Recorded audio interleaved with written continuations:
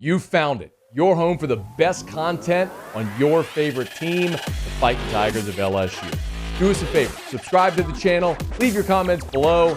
Be sure to smash that like button.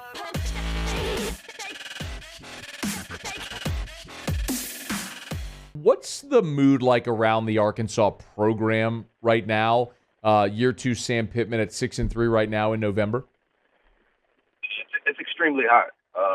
They're feeling good about what Sam Pittman is doing.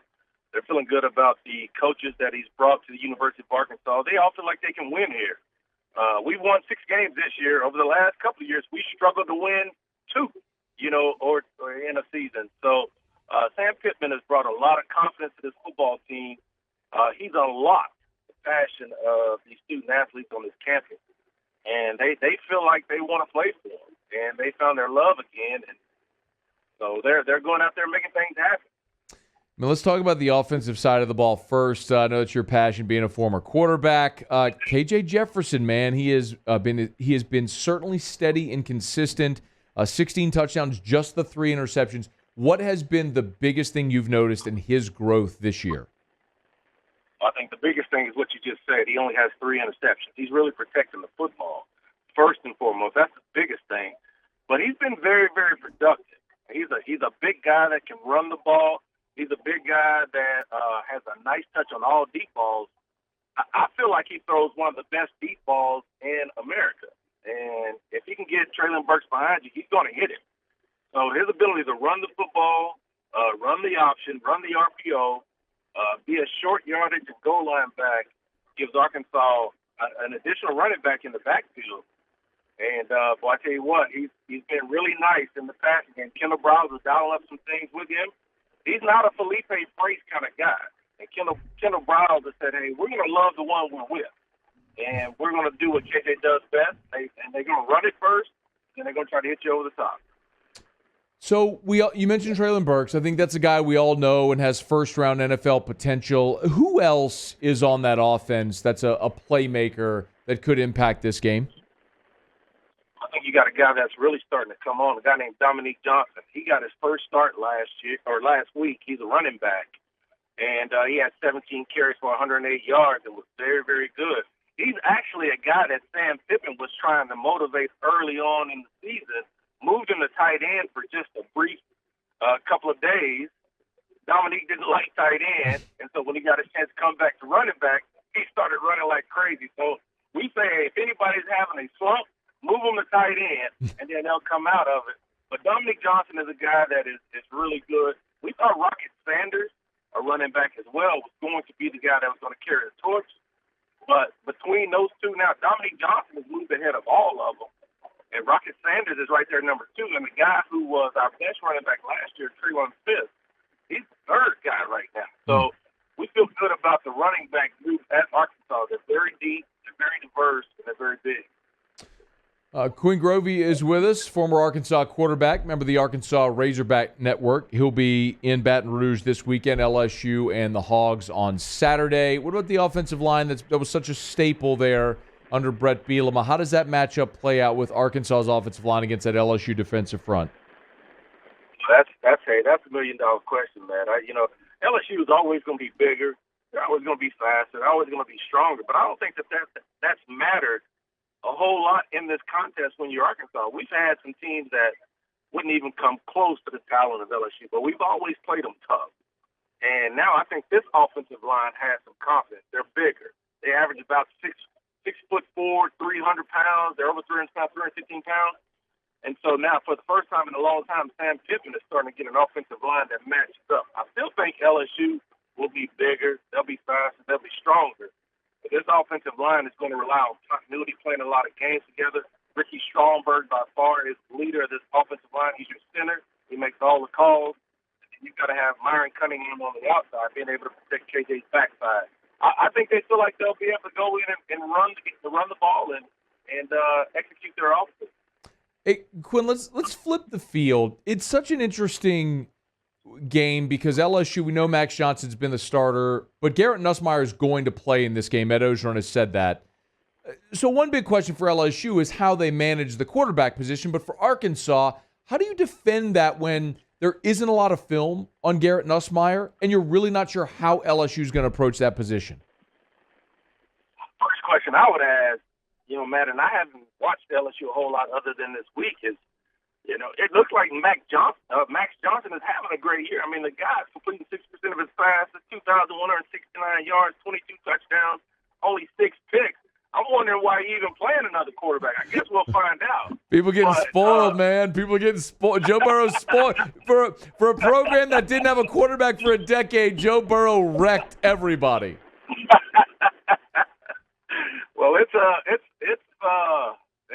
something weird to me, man. But I don't know how you're going to handle that. I would have thought that Max Johnson, he's won a few big games for you. This Nussmeier kid, I know he has a name as well. I'm anxious to see how he handles it. But he's been in the game, 11 of 26, 42%. Only one TD. I mean, maybe there is some upside to him, but how they manage that, I mean, that's Coach O's. That's Coach O's deal. I mean, so I don't know how he's going to do it. But anytime you take Max Johnson out of the game, in my opinion, you're giving Arkansas an advantage. Interesting. Now, what about that Arkansas defensive front? The LSU is going to be down its 2 starting offensive guards. What does that defensive front look like? Well, the defensive front that we're going to run is basically a 3-2-6. And we've got 3 grad transfers that came in that really impacted this defensive front. Markel Utsey, you got Trey Williams, and then you got John Ridgway. John Ridgway is a big guy from a transfer from Illinois State. And at the nose tackle position, the guy is 6'6", 320 pounds. Trey Williams is a guy that transferred from Missouri, and he's a pass rushing machine. And then Markel Utsey is a guy that was at Missouri as well. Those 2 played under Barry Odom at Missouri, so they followed him here. But that defensive front is really nice. And what they do with that 3-2-6, those 3 down linemen are really trying to eat up 2 gaps, which allows those linebackers to run free. They're all about run fit. And Grant Morrison, Aiden Henry, Bumper Poole, and that secondary, they do a nice job of run fit. In the first 4 games, they were lights out. And in October, they went 1-3. The defense really struggled. Everybody was able to run the ball on. So they feel like after this bye week, they're ready to go, and they're going to be flying around, and then hopefully they can handle LSU. LSU hasn't been running the football. I'm surprised about that, too. LSU has not been running the football like you would normally expect. I think that would help their quarterback situation. But at the end of the day, this defense has been pretty solid, and Barry Odom is one of the best in the conference. What happened? I agree with you about Odom, by the way. I mean, LSU kicked the tires there last year. A lot of people wanted Barry Odom in Baton Rouge. But what happened? I watched the Ole Miss game. I mean, 52-51. What happened in that game? Well, they were able to run the ball. They absolutely ran the football. Snoop Connor gouged it. And our 3-2-6, we struggled stopping the run. And a lot of it goes to not having a whole lot of depth. And when you lose players and you start playing second-teamers, things drop off just a little bit. And I think that's what happened. We got caught up in a lot of depth issues, and Ole Miss just absolutely just gouged us. And our run fits weren't there. We were a step slow because we were banged up. And that's one of the things that Sam talked about is, hey, we're a beat-up team after that game, and we're beat up, and we can't – those plays we were making in the first 4 games, we're a step slow right now because we're beat up. And that's why that bye week came at the right time, and they're talking about making this stretch run. But I think it's a combination of a couple of things. One, you're a little beat up, and 2, the depth is not there, and Ole Miss is able to take advantage of it in the run game. Quinn Grovey, a couple more minutes, former Arkansas quarterback, now member of the Arkansas Radio Network. If there is a blueprint that Sam Pittman has for how Arkansas would win this game, how does it look? Oh, I definitely think it's running for 240 yards. If you can get to your average of running yards, 243 yards a game, which you've done all season long, if you can do that, that gives you a chance. And normally I would be worried about LSU running the football. I'm not sure what their identity is on offense, so I really don't know. As long as we play fundamentally sound, I think we'll be okay. I think I put my trust in Barry Odom. But to me, it's going to come down to offensively, can you run the football first and foremost? And if you do, will that force LSU to do some things on the outside where they have to play Traylon Burks one-on-one? Teams have tried to do it. Nobody's been successful. So we'll see what happens with that. And you think LSU might have a more of an opportunity to do that if they had Derek Stingley healthy or Elias Ricks. They don't, so it certainly complicates that matter and how you deal with a guy like Burks. Quinn Grovey, Arkansas Radio Network, former Hog quarterback. Hey, man, before you go, you obviously, look, but your eligibility was done before Arkansas came into the league, but you've gotten to see this game a lot over the years, obviously being Baton Rouge. What's your thoughts on just the series itself, the LSU-Arkansas game and the battle for the boot? I love it. I love this matchup. Ever since Arkansas came into the league, they've been trying to find a rival. I still don't know that we have a rival. I know LSU has been a big one for us, and everybody that we try to have a rivalry with, they've got another rival. And so it's like we're chasing the girlfriend that's already got a boyfriend, kind of deal. and so, but I think that's going to help us whenever Oklahoma and Texas comes into the league as well.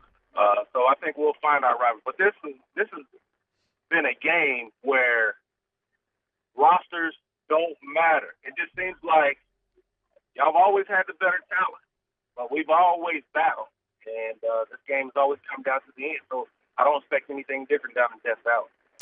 Quinn, we appreciate a couple of minutes, man. Safe travels. We'll see you this weekend, all right? All right, buddy. Take care. Hey, thanks so much for watching. Please leave your comments. I love to interact. And be sure to hit the red subscribe button below.